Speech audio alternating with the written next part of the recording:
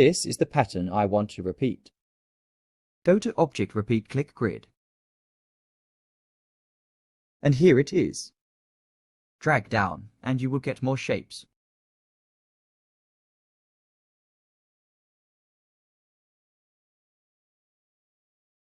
You can adjust the shapes moving this circle. Do same here.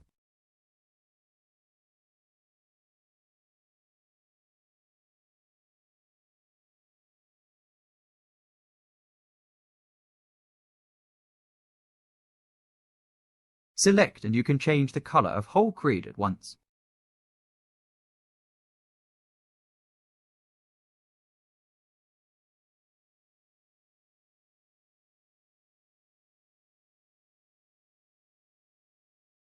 Subscribe and like.